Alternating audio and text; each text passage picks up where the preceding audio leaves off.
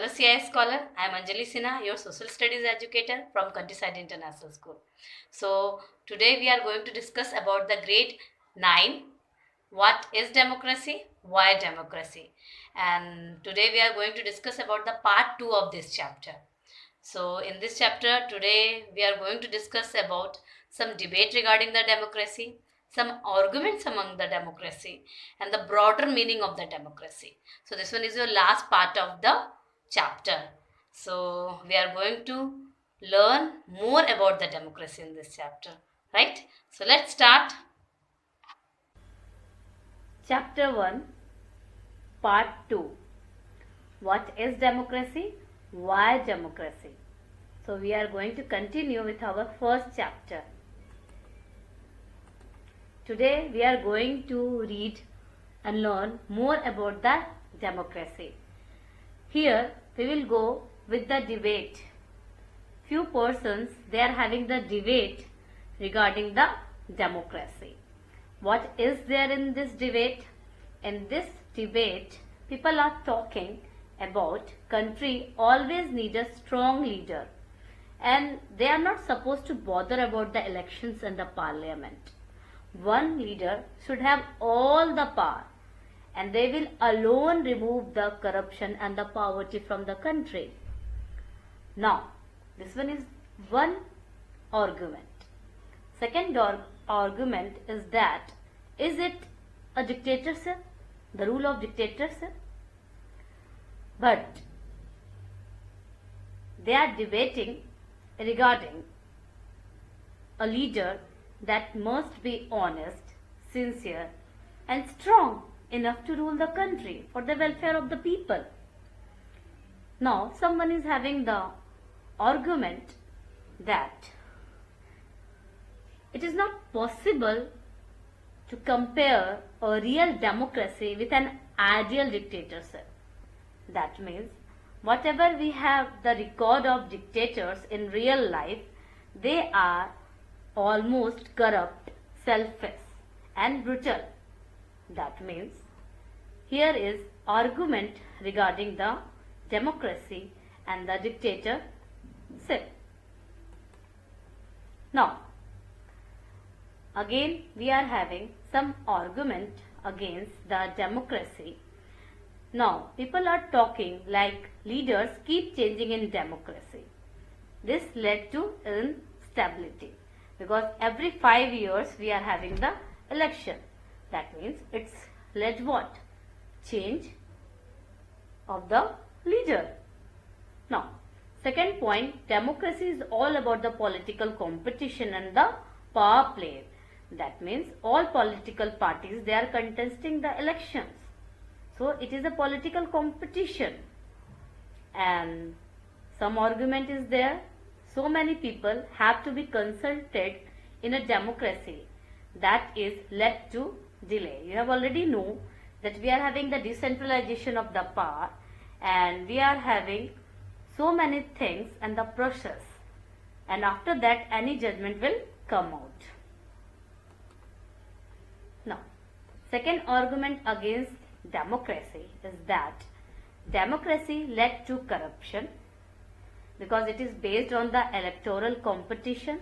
Those who are the rich, those who are the powerful, they are capturing the competition. And second point is about the ordinary people, because they don't know what is good and what is bad, and they are not able to take any decision, because India is known for its village, and so many people in our country, they are illiterate, so they can't understand what is good for them, which government is good for them, which government is not good for them, and even they are not able to understand the policies of the parties, political parties. Now, here a democratic government is a better government because it is a more accountable form of government.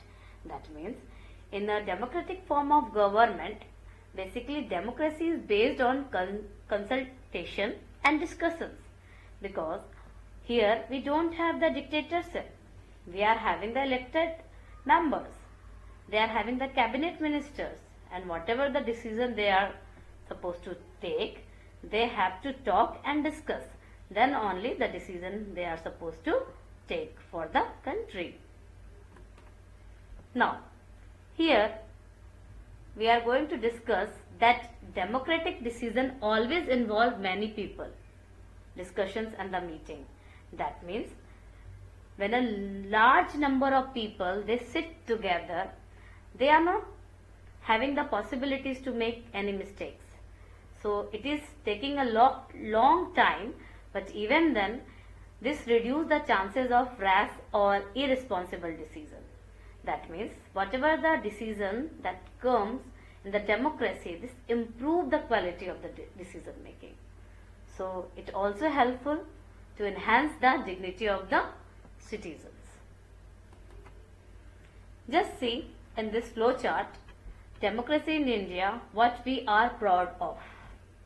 Here is Indian democratic system.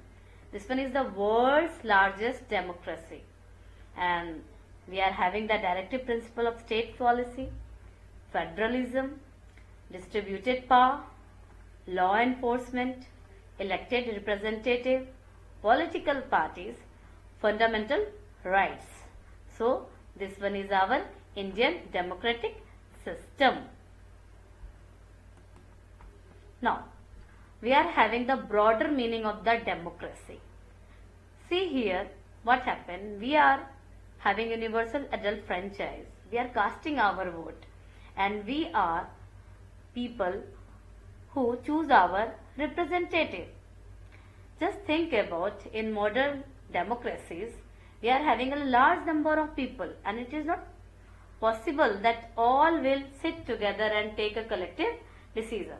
So we are electing our representative on the behalf of us.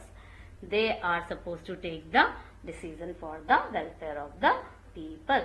So this one is the broader meaning of democracy. Just see, we are having world's largest democracy because we are having free and fair elections. We are having independent judiciary. We are having fundamental rights. We are having directive principles of state policies. We are having distribution of power. That's why we are having the world's largest democracy. So, what we have learned? We have learned about the democracy. So, true democracy will come to this country where no one goes hungry to bed. That means government make such type of social and the political reform that will be helpful for the whole people of our country. And what is required? Equal right to vote, that is fine. But every citizen needs to have equal information, basic education, equal resources and lots of commitment. Then social, political, economic reforms is required for the betterment of our country. So, now what you are supposed to do? I am going to give you one task that you should do. Let's do. Write down the summary of the chapter. I want whatever you have learned from the videos, you are supposed to write down in a piece of paper or any notebook. Fine. Whatever the pictures you have observed, the word I have spoken, the meaning that you have got it, whatever you have learned from this video, just write it down. So, hope so you have understood this chapter. Go through with all the videos and think about it and write it down. Thank you.